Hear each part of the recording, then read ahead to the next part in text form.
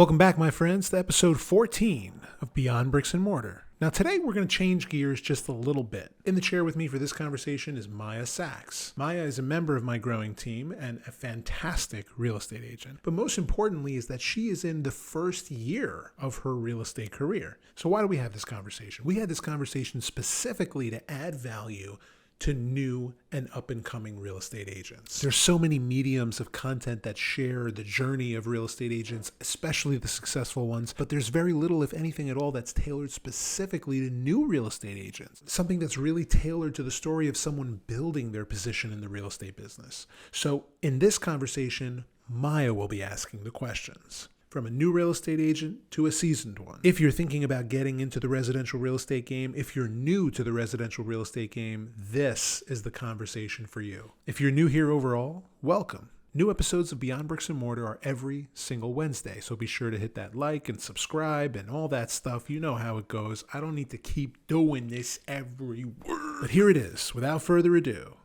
Mayah Sachs. Hi, Mayah. Hey. Welcome. Thank you. This is going to be a little bit different than what we normally see on this show. Less of an interview of you and more of an interview of me. But what's the purpose of that? What's the reason? Why are we doing this? The idea for this podcast was always to add value to the audience in various contexts. So anyone I'm talking to, whatever the subject matter is meant to add value to whoever takes interest in that subject matter, whether it's real estate, whether it's entrepreneurship, whether it's business in any context. So the idea here is this. I talk a lot about how most of the people who enter real estate just don't realize what it really takes to succeed in it. But what I've also realized is that there's very few tools outside of like the Sell It Like SERHANT program.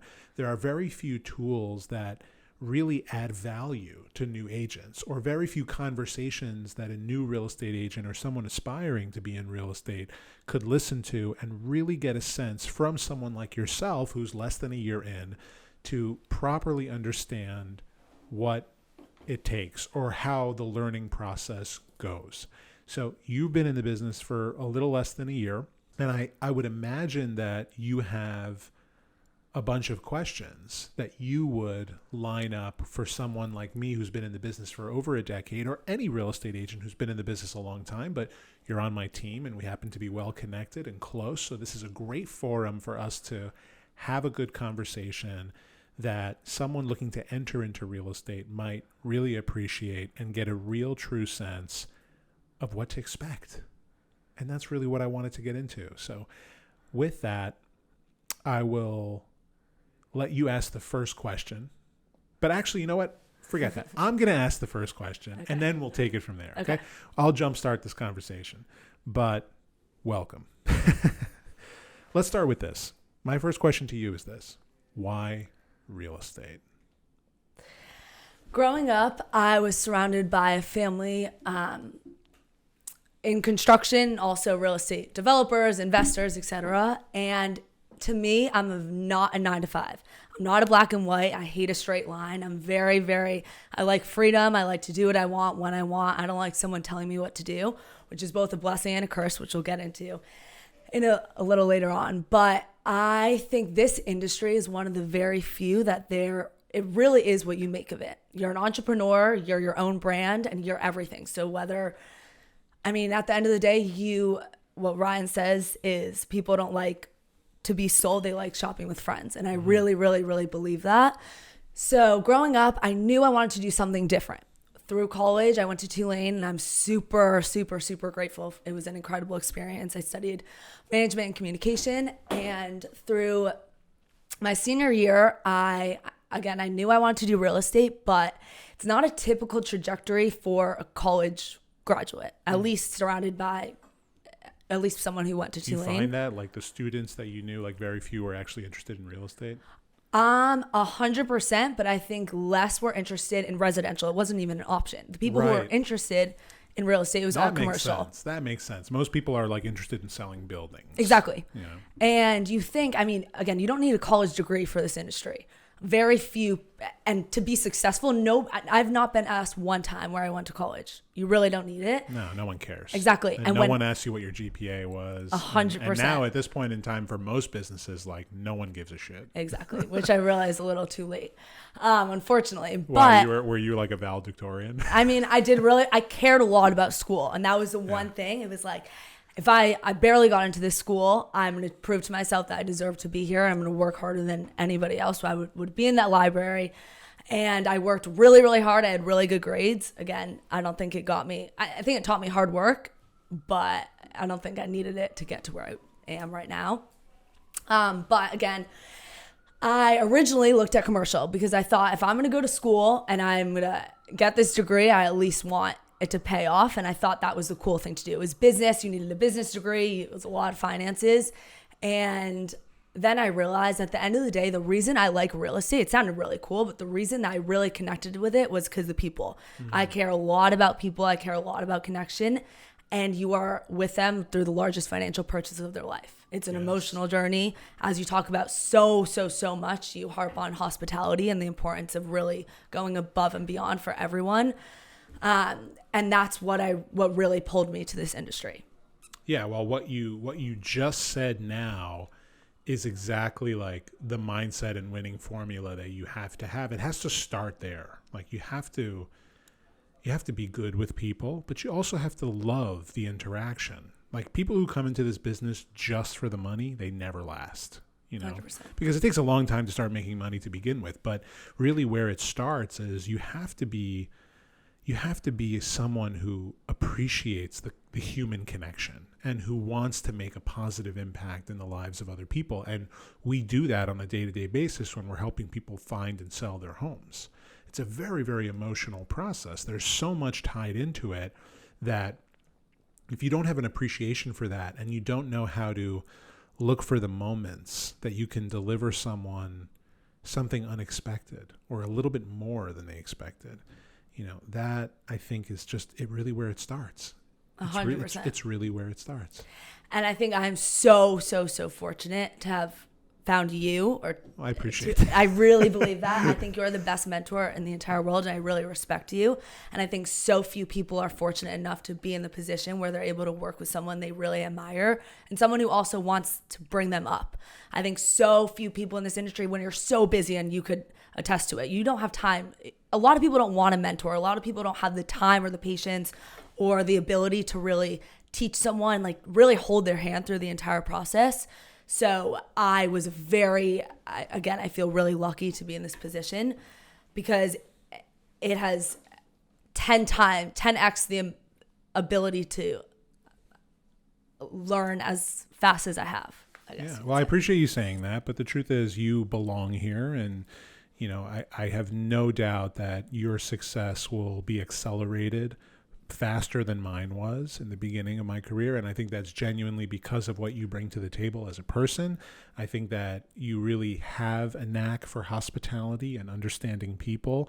And I think that you have a great form of human connection that is very, very rare to find. And like I said, that's really where it starts. On top of that, you're very driven and you're very motivated and you work hard and you're not afraid to work hard and you don't say no to anything. So that is like, you've got all the sauce, you've got all the ingredients, the 11 herbs and spices.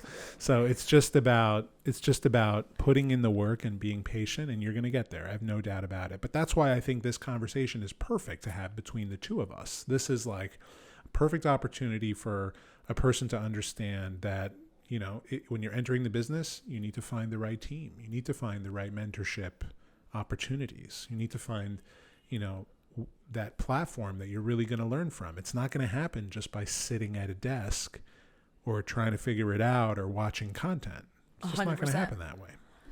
Okay, so my first question. They say 90% of the industry is dominated by 10% of the people.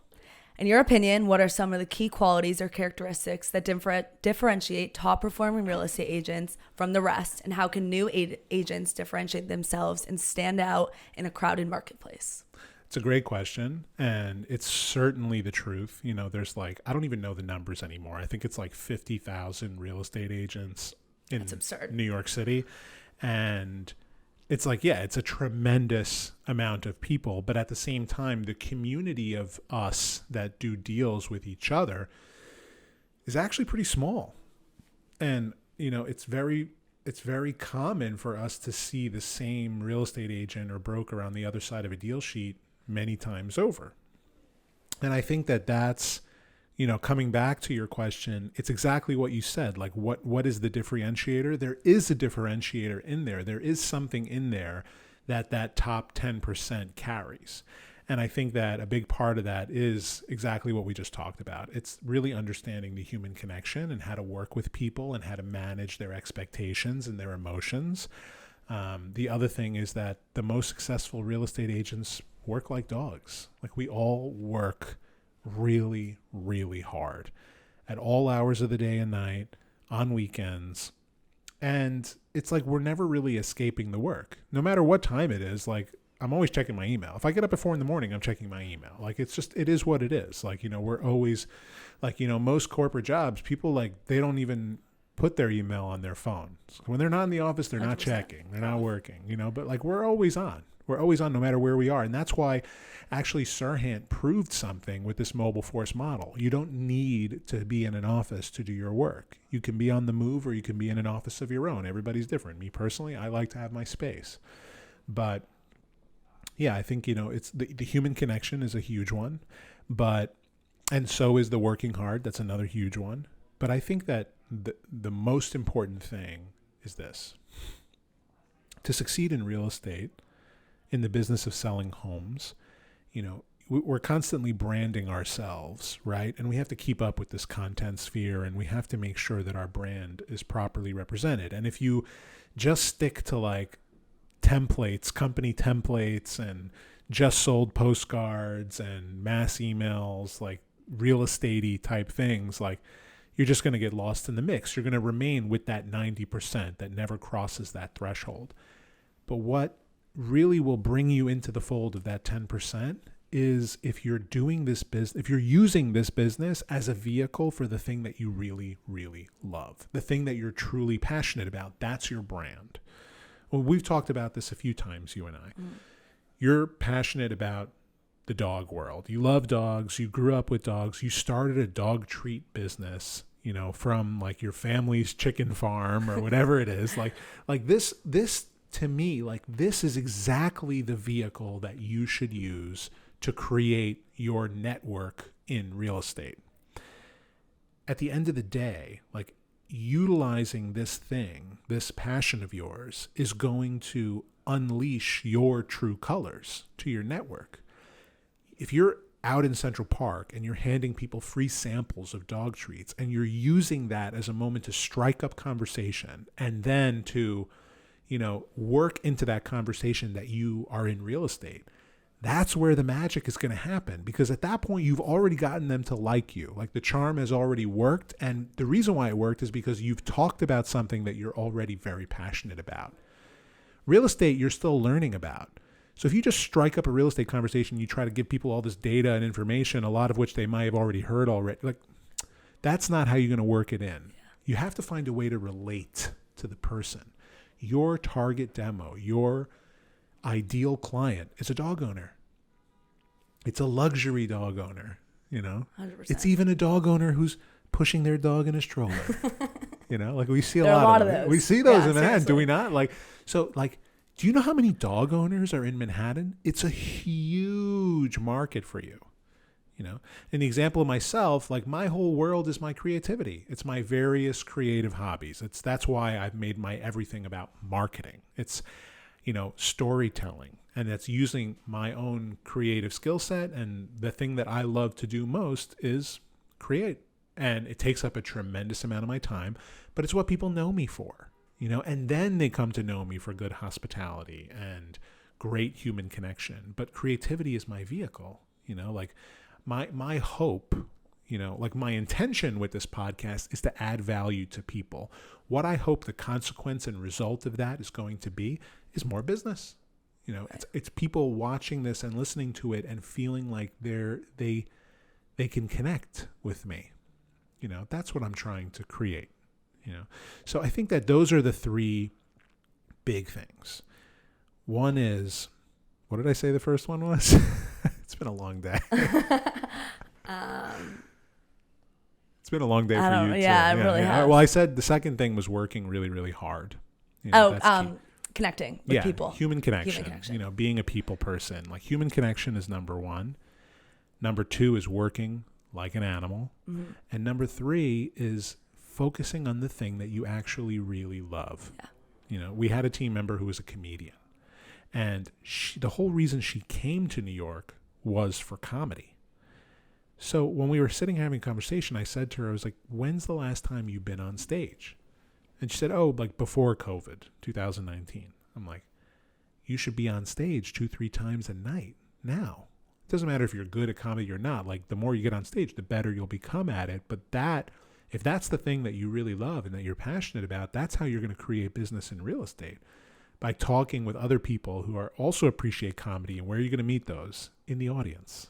Yeah. You know, like, if you can work into the conversation that you know, are that you sell real estate figure out a way to make it funny. You know, I just think, like, all of us have something.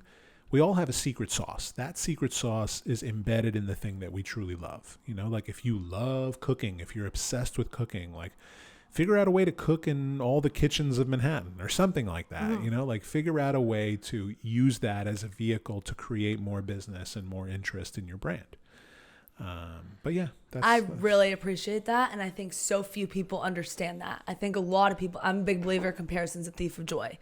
But a lot of people do compare themselves. What did you say it was? Comparison is the thief of joy. Oh, that's a good one. I really, really think so. Nobody understands anybody's, whether it's their life path, whether it's what they've gone through, what they will go through, what goes on between the ears. And I think so few people actually follow their heart, really, and do what they actually love. And you could see when someone's doing what they love for themselves or when they're doing what they think they should do. I think a lot of people with real estate, it sounds great. It looks cool. It's glamorous. It's this, it's that. But when you always say the meat and the potatoes, like, really what it comes down to is what keeps you going. When you're on the bottom, like, what gets you out of bed? What motivates you? And that's what, as you just said, like, doing what you really love. And whether that's comedy, whether it's marketing, whether it's creating videos, whether it's selling dog treats, whatever that is, I think really honing in on that. And I think it's difficult for people to actually accept the fact that real estate doesn't necessarily have to be first in order for it to be your career. For some people, it's first. Listen, there are plenty of people who genuinely love the game. You know, last week I spoke with Matthew Scott. Matthew Scott is a competitive individual. He loves the game. He really, really loves it. And that's him, mm-hmm. You know, and there are lots of people like that, and that's what keeps them in real estate. But I think that that's not really the case for most of us. Yeah. You know, most of us did something before we came into real estate. You know, like, there's so many stories of people who did things before and then they got into real estate. So it's like, I think that for a small percentage of us, it's real estate itself that we really love and are passionate about. But it exists. It's out there. And I think that in those cases, those are the people who actually learn along the way the value of great service, great hospitality, good human connection. Remember, service is a skill. You know, hospitality is a spirit, right? So we develop the skill of service as we go through. You know, we don't only learn how to do transactions, we learn how to take care of clients and what the right things to say are and what the right things to do are and what to avoid saying and, you know, how to respond to certain questions. Hospitality, though, is the manner in which we deliver that service. That's personal, and that also evolves over time. But, you know, for the people who genuinely just love the game and want to be in the game, like, those are the most important things that they have to learn along the way, is service and hospitality, and as well as understanding the difference between those things, and then eventually placing hospitality ahead of service. Yeah, 100%. Okay. As you're aware, the real estate profession differs greatly from the typical 9-to-5, presenting both advantages and disadvantages. The flexibility to manage your own schedule represents the epitome of freedom. Nonetheless, this autonomy can be daunting for new agents, particularly those transitioning, as you just said, from more structured industries. Initially, new agents may not have a substantial client base or listings. Given the openness of their schedule, what strategies would you suggest for structuring their day to maximize efficiency and productivity? Yeah, well, I think yes, when you first come into the business, you have a lot of time, and figuring out what to do with that time is sometimes the hardest part. But everything that you do and think about should be centered around generating leads. And this is after you've figured out what your message is, what you're saying to the world. That's why it's really important to join a team, because for the beginning stages of your career, you can use the team's message. Then you figure out how to craft and tailor your own. But your time should be spent generating leads. And that's both in the conventional ways and the unconventional ways. The conventional ways being cold calling for sale by owners and expired listings and sending out letters and hanging door hangers. Those are the conventional routes of lead generating. Tapping into your network, reaching out to everybody organizing and compiling your email list so that your network is in front of you. Get a hold of a good CRM so that you can keep yourself organized and you can keep yourself accountable to your follow-up schedule. But you also need to think of the unconventional routes, the things that are personal to you, and that's also tied into that thing that you love. Most of us who enter the business have networks to tap into of some kind. Those networks look different for pretty much everybody. But you need to strategically think about how you're going to tap into that network. And you also need to create a really strong presence on social media. You need to create your brand, and you need to be doing it with volume. And it has to be personal. It has to be according to you and, the thing, your secret sauce, Gary Vee talks a lot about the jabs and the right hooks. The jabs are the really frequent posts and the things that are personal and the value that you add to the audience. And then the right hook is when you want to sell them something. So it's you're feeding. And then when you're ready to sell them something, you have their attention at that point in time.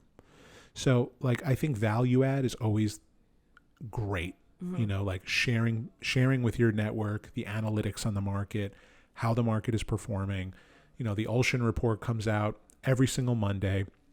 And that gives you, if you're working in Manhattan, that gives you a great sense of how the luxury markets are behaving and what the trends are in the marketplace, because tracking contract activity just gives you a sense of what's going on in the market week by week. So if you can share that information with your network, if your network cares about Manhattan, that's very, very valuable. Whatever market you're in, there are data analytics on what's going on in that market. It's important that you figure out a way to add value to your network, and a great way to do that, because a lot of people are interested in home prices and what their home is worth and what mortgage rates are and what's going on in the market beyond what they just see on CNBC. They want to hear about it from someone they know.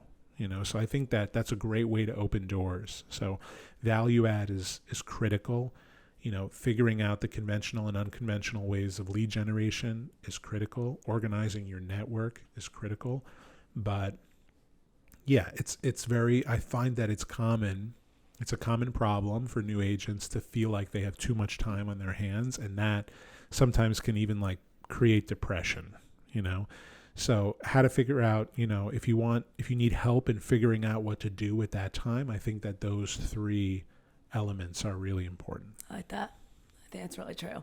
And also almost essentially making yourself, I know you got me into the daily journal, where essentially every single day it's a time block. So it's 9:00, you're cold calling. At 10:00, you're getting coffee and you're handing out dog treats. Yeah. And really you realize how much time in the day you actually waste and how much time you're actually productive. How much time you actually have. And how much time, exactly. Yeah, that daily planner is so great. If whoever's listening to this doesn't have a daily planner, it's a notebook. You can look it up on Amazon.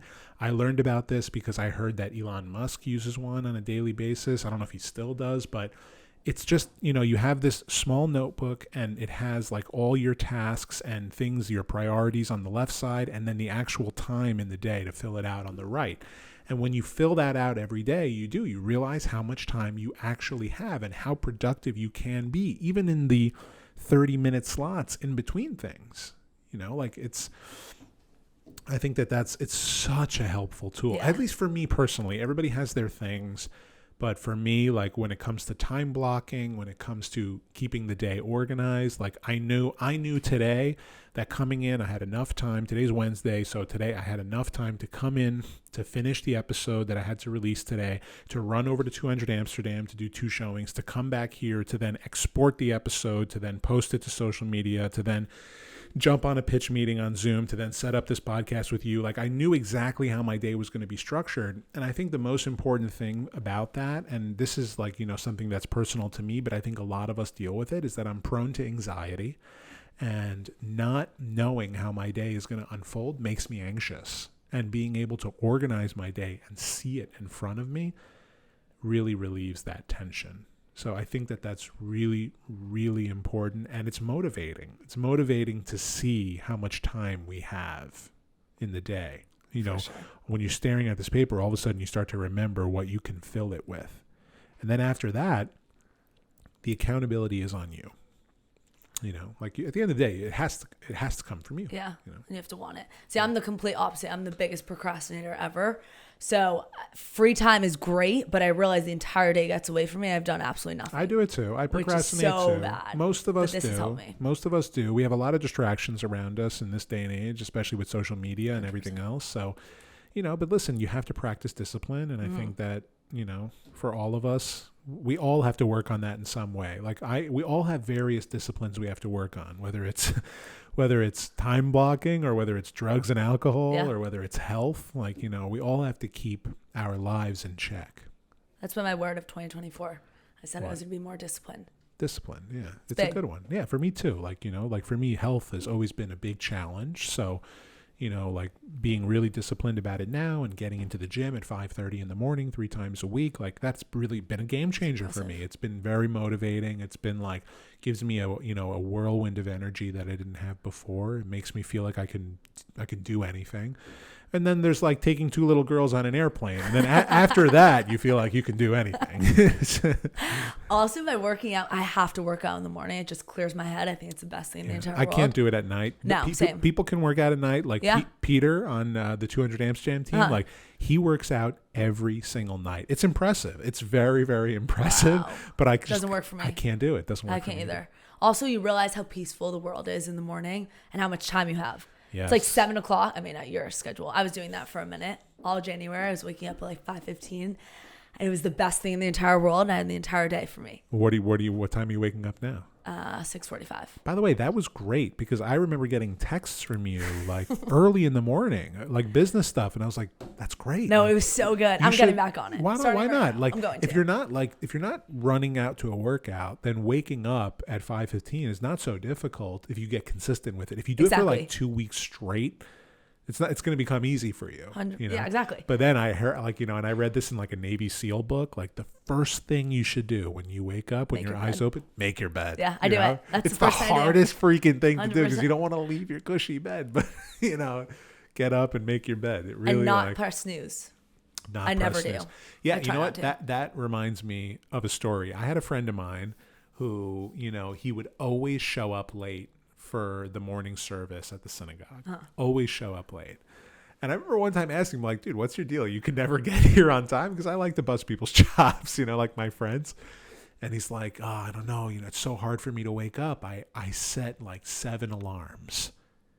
I'm like, 7 alarms? There it is. I'm like, well, that's why you're not getting up. He goes, what do you mean? I'm like, listen to me. Tomorrow morning, set 1 alarm. Don't set 7. He didn't wake up. Set 1. And he's like, why would I do that? I was like, because if you set 1 alarm and you don't have 6 others, you're going to get up. It's the anxiety of it that's going to pull you out of bed. He was there on time the next day. I never set another 6. That's it. Trust is paramount in this industry, as it is in many others. Ryan often emphasizes, and I said earlier, no one likes to be sold, but they like shopping with friends. When meeting a prospective client for potentially the largest financial purchase of their entire life, how do you go about earning their trust? That's a really good question. Ryan, the most recent course that Ryan and the team released from Sell It Like SERHANT was called CODO. It's close on day 1. But what does that mean? It doesn't literally mean closing a deal on day 1 and, getting the money and making, deal is done on day 1. It's more about securing that connection and making sure that that person goes nowhere else. How do you do that? You do that by calibrating to the person that you're talking to in that moment in time. This is where the human connection thing is so important.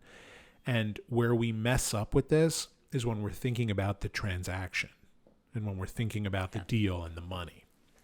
So like in the moment, when you first meet someone and you know they own a $15 million townhouse and all you're talking about is that townhouse and you're talking about how you're going to market it and what you're going to do, like, you're just going to lose them. You're going to lose them.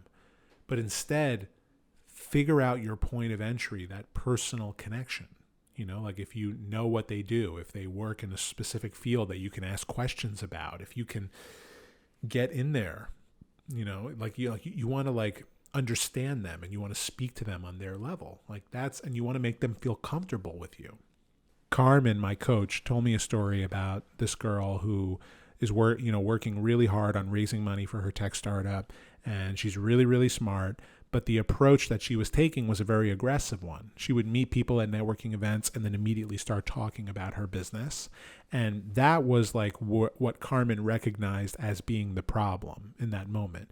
So what she did was she instructed her at her next big networking event not to talk about her business at all and to only talk about them. Mention what you do and mention that, you guys are working on raising capital, but don't go deeper than that in the conversation. Don't give any indication that you're trying to get capital from them, and just talk about them, and then watch how it turns, how all of a sudden there's a sense of desire coming from them. Now they want to learn more from you.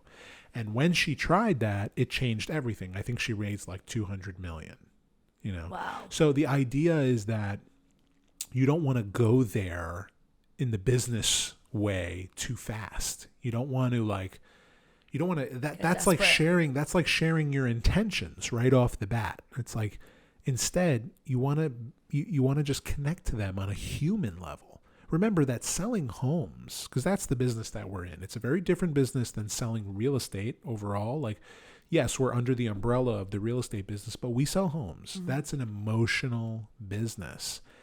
And if you want to get someone's home to sell, you better really understand how to connect with them first so that they feel comfortable enough to give you that shot. Like they don't just want someone who, knows the market really well and who's got all the connections. Like, they really want someone who understands them and what they're trying to achieve. And this is where the conversation of price gets lost on a lot of people. Like if we quote a client a price and they say, that's not good enough, I need more. A lot of the time, if it's exorbitant and we have to walk out of the room, that's understandable. But a lot of the time, the client wants us to try. They want us to try first. And that's a fair ask. It's a fair ask to try. If you have a home that's worth $15 million, your client wants you to list it for 20, it's worth a try. But it's all about how you approach it. If you say to the client, listen, and you say to the client honestly, this is the value of your home. I understand you want to ask 20. Why don't we do this? Let's list for 20, and then let's have another meeting, an actual meeting where we sit down and talk about the traffic and the performance after 30 to 45 days. But what's really important is that in all 4 to 6 of those weeks, you're giving your client a weekly update on the analytics, how many clicks, how many views, how many impressions the listing is making. And this is all information you can find either through your MLS or on StreetEasy. Like, if you provide this information every single week in a well-organized report to your client, by the time the conversation comes to talk about price, they're already going to be on the same page as you. Yeah. Because they're going to know you have a really well-marketed apartment. You've done everything. You've got the great photos. You've got the video, the beautiful floor plans, the drone shots, the stuff. You've even got some press. You've done all this stuff. And you're showing them the analytics. And you're showing them that 1,000 people viewed the listing this week, but we only got 2 inquiries. They see it, and they'll be on the same page as you. But if you just try to push it down their throats, they're not going to respond to that, especially if you're new in this business. If you're new in the business, they're automatically gonna think that they're just smarter than you, Yeah. and that they know more than you, and that they're doing you a favor by giving you this shot. Right. Which is why it's another good reason to work Join with a a team. team, to join a team. But at the end of the day, if you do have someone who believes in you, it's important that you work with them collaboratively. Like that's another thing. Like selling homes, it should be a collaborative experience. You should make the client feel like you're bringing them into the fold. I think it's also important, going off of that, is a couple of different things. One is people are people. My dad always tells me everyone puts one pant leg on before the next. So That's interesting. What does that mean? essentially, I think it means that whether you're a CEO, whether you're a billionaire, whether who knows, you're the Ryan Serhant, you are Ariel Sassoon, you are Dottie Herman, whoever you are, Elon Musk, everyone's a person. At the end of the day, everyone has feelings, everyone has emotions, everyone wants to reason with you, and people care, right? Yeah. So like when you actually pull at their heartstrings, and this is why I think your marketing is second to none. There's one video that you have a kid running up the stairs, and it's like, wow, you actually feel that. It's more than a home. It's an experience. It's a Yes. movie. You actually see yourself. You visualize yourself living there. You visualize your family cooking dinner and eating Sunday pasta, whatever it is. Yeah, well, that's really important. Like in that example you gave, I have two videos of like a child running. And one of them, and the first one, is Battery Park. Battery Park is a very, very family-oriented part of New York City. So it just made a lot of sense to share that, and to do it by showing a child running up the stairs and bursting out the door to this beautiful, 1,200 square foot outdoor space. It's just like every property tells a story, right? It's all about extracting that story. And I also think when extracting that story, people love to talk, and people love to talk about themselves. The Carmen example you spoke about, there's this book, How to Win Friends and Influence People. Have you read it? No, I haven't, but I've heard of it. Highly recommend it. I'm not a big reader. Best book I've ever read in my life. That's interesting. Really, really good. And one of the lessons is basically people love to talk about themselves. People, like when that lady allowed that other person to speak about themselves rather than speaking about her, then they're most interested in her. That was the best conversation I've ever had. When in reality, they think about the conversation. She didn't say one word. It was all them speaking. So really getting people to actually speak. And when people actually are given the platform to speak, they really, really do. And especially when in regard to their home, they have so many memories in there, Yes. whether it's getting married in there, having a kid, growing a family, separating, like there's so much that goes on. Yes. And I think you allow people the ability to explain and to give them that platform to really tell that story. And because of that, that's why your marketing is different. We didn't even talk about this, but yeah, listening is so important. Not to interrupt, to really, like you said, let the client get it out. Give them the platform to speak. Mm-hmm. People love to hear themselves talk, so let them. Yeah. Really let them speak. It's so important, especially in home selling also, because again, it's emotional. You have to let them get it out, really share with you their vision and their thought. 100%. Okay. In the context of hospitality, and I know that's your absolute favorite, could you illustrate an instance of how you exceed expectations to ensure your clients feel genuinely valued, surpassing the level of care they might experience with other agents or agencies? Well, hospitality is an art form, and it's a spirit. It's delivering someone more than they expect. Usually the moments of hospitality that I find are either through the showing process or in the closing gift. That's a great one. But you asked about winning business, using hospitality to win business, correct? No. Exceed expectations. So even a closing gift. When was someone like, oh my God, super surprised or really caught off guard or really was like, Ariel, that was the kindest thing I've ever seen, or really, really appreciated what you did and recognized you for it? What was that example? Yeah, well, I've told this story on this podcast once before, but I think my favorite moment of hospitality was the moment that, it was an estate sale and the client was, we were about to close, and the day before closing, the client had junk luggers in the apartment removing everything and throwing everything in the garbage. And, this was his parents' home. So he asked me to go to the apartment and just check and see how things were looking, make sure that they got in okay. So I said, sure. So, I went there and I saw them shoving all the personal belongings, picture frames, books, everything into these big plastic garbage bags, dishes, everything. So I gave him a call and I was like, listen, I just want to make sure you don't want anything because they're throwing everything away. And he said, no, I don't want anything. We went through everything once before and, it's very emotional and I just, I really don't want to go through it all. I'd rather just move on. So I said, okay. And before I left, I decided to just walk around and do a little bit of rummaging because I usually like to take something with me from every home that I sell. This menorah is one example. I have a humidor box behind me that a client gave me actually from another estate sale. And I was in the dining room and I opened up the buffet cabinet and I saw a Hebrew prayer book, a Siddur, and it was very clearly very old given its condition. So I opened up the front cover and inside there was a message from one person to another and it was dated September 1932. And I saw that on the back flap it said bound in Czechoslovakia. 1930s in Czechoslovakia, all the Jews were being removed and sent to concentration camps. To me, I don't know what the story of this book is, but I immediately am thinking this book survived the Holocaust. Crazy. So, and I don't think the client knows that this book is here. So in that moment in time, I took it with me to rescue it, but I don't want to keep it. This is like a family heirloom, So I had a date on the books to have a closing dinner with him.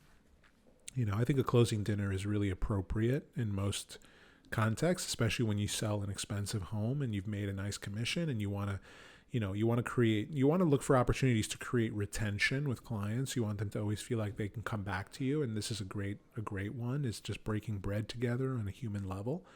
So when we went to that dinner, before we went to the dinner, I had that book, and this was actually my wife's idea.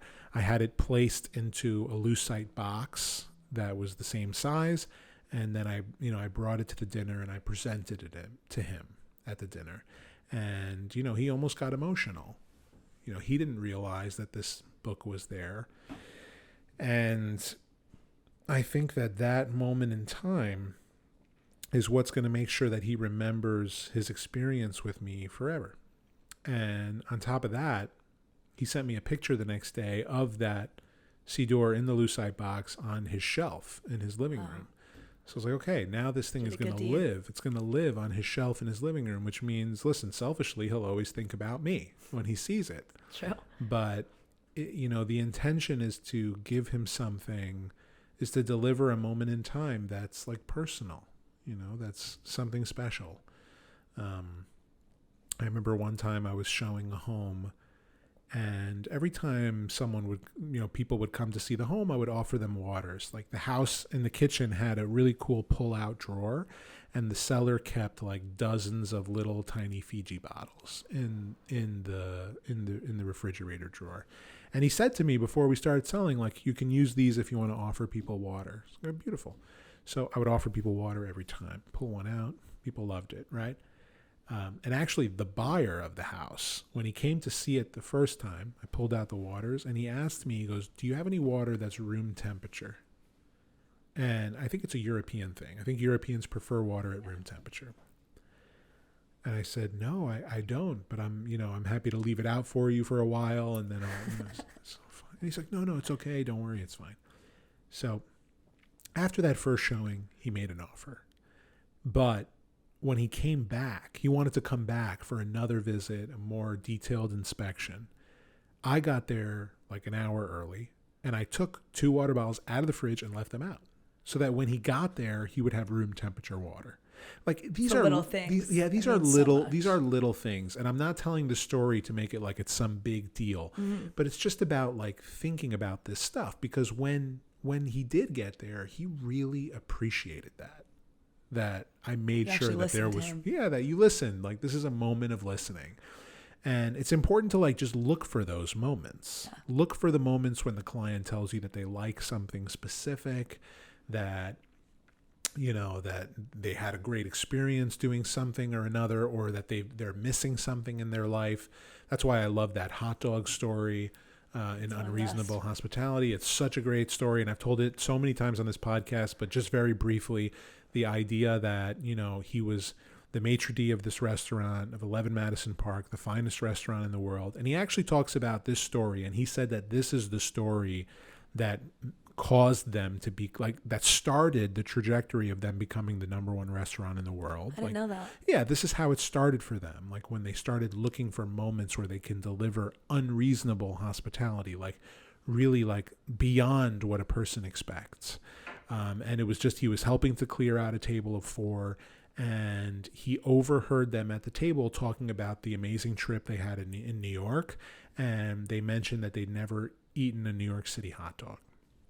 And what he decided to do was go run around the block, buy a boiled hot dog off the cart, and bring it into the kitchen and convince the chef to plate it. And he plated it really nice with the swoosh of ketchup and the swoosh of mustard. And then he brought it to them in 4 plates, perfectly cut. And he said, to make sure you go home with no culinary regrets, a New York City hot dog. But that moment is not meant to help them remember the restaurant forever, as much as it's going to help them remember their trip to New York City forever. Like I think it was Steve Jobs who mentioned this in an interview he did. But he said that when he spoke to like the CEO of Sony, he said the mission at Sony is not to make Sony known for the best electronics. It's to make Japan known for the best electronics. Oh. Like when we think about the work as bigger than ourselves, it opens up a lot more doors. And especially because most of us aren't thinking about it that way. I love that. So if the new wave of real estate agents could really think about it like this, and, I just think it's going to open a lot more doors, and it's going to create a lot more beauty in the business, Sure. There's plenty of business to go around, right? And I'm not saying don't be competitive. Be competitive. Do whatever's in your nature, but be a good, kind person who listens, who connects with the people he does business with, like he or she does business with. And I think that's what's going to really open up the most doors. Yeah, it sets you apart. If you take care of the work will take care of you. That's another Ryan quote. It's very, very true. And there's a million ways to translate that quote. Yeah. Negotiation skills are essential for real estate agents. Can you share some pro tips or strategies for negotiating deals effectively, especially in high-stakes luxury transactions? I think it's important to not care too much. Okay. To not, like, if they get the sense that you're itching to do this deal, they will try to take advantage of that moment. And this might have been a Ryan thing too. I think he talked about this in his closings and negotiations course as well. That the person who cares the least is the one who has the most power. And it's very, very true. Really very true. Like, and I've learned this from the deals that I've done, where like I'll be on the buy side of the transaction and I'll send an offer, a really well-written, organized offer, and I get responded with a one-liner. The counter is X, and that's it. And that's effective. It's effective. Of course, for a second you think like, wow, this person's a dick. But it's effective because you think like, okay, they don't need us, So I think that's a really useful negotiation tactic. It's hard for me to do because I really, I do care very deeply about the work. So, but I think there are ways to do it and still be nice. But I do think also this is really important with negotiation, and it's also a rare approach, is that the approach should be very candid.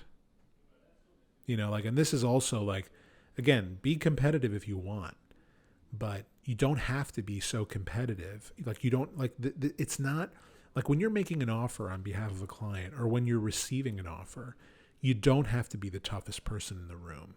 You can have a conversation very candidly because listen, you and I, if we're on the other side of a deal sheet, our interests are aligned. We want the same thing.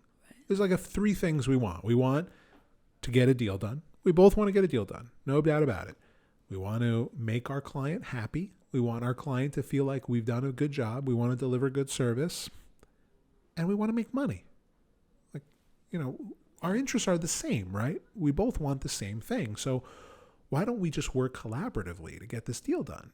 Of course, we're going to represent our respective sides, but I'm going to call you first if you have the listing, and I'm going to say, listen, like, tell me what your client really needs to get a deal done. Let me see how close I can get you there, And I want to give my client the proper guidance. This is what my client is thinking. Do you think that with an offer like this, your client will respond?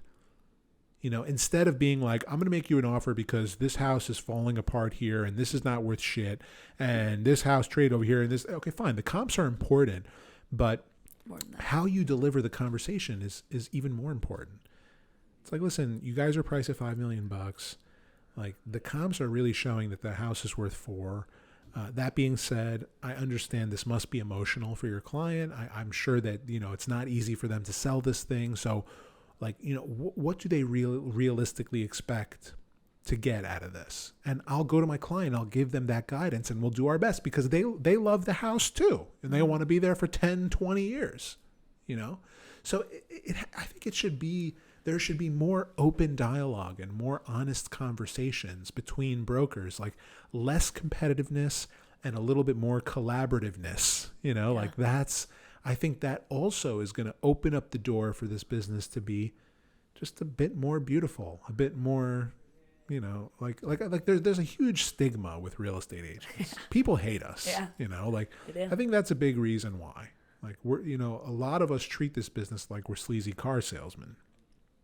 But this is where you can separate, is by really, like,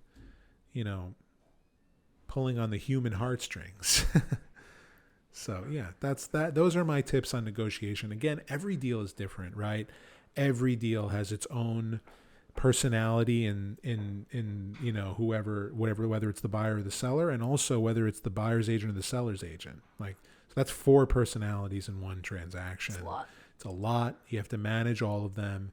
And I think in order to be in the driver's seat, that's the approach you have to take. A collaborative approach and a candid approach, and you have to calibrate to the person on the other side. It's all about human connection. Okay, a couple more questions. Cool. I know you really, really value family. You put family over everything. To you, how have you achieved a balance between family life while at the same time catering to your very, very high maintenance client base? Yes, but that's really, I owe that to my wife, to my partner. And this is why, finding the right partner in life is extremely important. That's both in business and in life, but I'm talking about in life here. Like, my wife deploys this incredible level of support for what I do, and I think a big part of that is the honesty that we placed in our relationship when we were dating. Like, from our first date, my wife was very clear with me. Like, this is what I want. I want to be a mother. I want to focus on raising children. And I said to her, well, that's what I'm looking for in a partner. I want to take care of my family. And I was very clear, like, my job is very demanding, but more importantly, it's very unpredictable. Like, for example, I'm Sabbath observant, and that means that I can turn my phone on Saturday night, and that's when I will find out if I'll be doing showings on Sunday. So we could have all these plans for Sunday, but then Saturday night rolls around, I turn my phone on after sunset, and it's like, I'm sorry, but like I have to be at showings at 10 a.m. tomorrow. And she's never once gotten upset about this. Never, ever once. Listen, this is how the family is supported. But I think also when you support each other, then that tension, like it's not really there. Like the two sides aren't getting upset with each other for what they do, for their careers, for their aspirations, so, but at the same time, like being a father and being a husband and being a wife, it takes work. Marriage takes work. Companionship takes work. So it's important that when I do have time with my wife, that I'm really giving my attention to that moment in time. Same thing with my children. So, and that's difficult. I think that's difficult for most people to like turn their attention away from the work when they do have that time with their family. And I think it's important to find that balance, and that balance looks different for everybody. Right. Okay. Knowing all you know now, how old were you when you started? You said 20? Yeah. 2021. All right. You're 21 years old, brand new as an agent. What do you do differently? Join a team. I think that's like the one regret I have from the beginning of my career. Join a team, and also don't be selfish about the opportunities in front of you. Here's a good example. The first listing I ever had for sale was a really beautiful co-op on Fifth Avenue. Now, when I first put that listing on the market, I used iPhone photos, no floor plan. And I'll never forget, actually, like there was a showing I did with Kathy Taub. She's a legend. And she came in to do the showing, and she was so gracious in that showing. After the buyers left, she gave me a call. And she's like, "Hey, listen, like I just want to give you some tips. Can I?" And I said, "Yes, please." She goes, "Listen, like I'm going to give you the number of my photographer. You should call him, and you should make an appointment. Call this person to draw your floor plan, and call these people about staging." And I was like, "Wow, like, why are you doing this?" And she goes, "Listen, I think you have a lot of potential and you need some help. Like the way this listing is presented on the market right now, you're not going to find your buyer. The only reason I came to see this is because I know the building." And I was so appreciative of that. Good person. And I realized like how valuable mentorship is. But at the same time, I remember taking this listing once and reaching out to like the biggest broker in the industry at the time. And I was like, "Hey, like I want to get your advice about this listing and how I could sell it." And he replied to me by saying, "Do you want to co-list it?" I should have said yes, but I said no because I didn't want to give up half my commission. But again, like when you think about the money, when the money is like the root of the whole thing, like it really stunts your growth process. But if I would have said yes, I would have gotten a first-hand experience from him as to what it really takes to sell a home like this. It would have sold much faster, and it probably would have sold for a higher price. Right. So put ego aside. Put your ego aside. Yes. And most of us come into the business with a lot of ego, partly or mainly because of everything, all the content we see out there about real estate. This is part of the reason why I wanted to have this conversation, like an honest, open forum conversation about this business from a seasoned real estate agent to a new real estate agent, But yeah, honestly, I forgot the question, but yeah. But yeah, no, that's what I would have done differently. I would have joined a team. I would have taken more collaborative opportunities to learn and accelerate my growth. That being said, everything I've done, every deal I've ever done, everything I've done in my career has led me to this moment right here where I'm representing 200 Amsterdam, like, $300 million in inventory and a gorgeous art building in Chelsea and 500 million in sales, and now here at SERHANT. Like, I'm very, very fortunate. I'm very, very happy with how my career turned out. But, if that was one thing I would have done differently, it's that. Would you say you're proud of yourself? Yes, I'm very proud of myself. I always want to do more, but it's important to be proud of yourself and what you've accomplished. This is not an easy business to succeed in. And there are times where it's still a struggle, especially when you're supporting a family, when you have responsibilities. So like you're young, you have no real responsibilities at this moment in time. You live on your own. This is the perfect time for you to just go all in on yourself, on your everything. Yeah. You know? One more question. Yeah. Was there a moment that you hit rock bottom and wanted to leave, and what kept you going? I wouldn't call it rock bottom, but there was a moment where I was considering walking away from the business, because at that moment in time, what I was doing just wasn't working. This was like 2015. And I was just like not so happy. And I was like, I was on a team at the time and it wasn't going well. And I just like, I had a really sour taste about my team leader.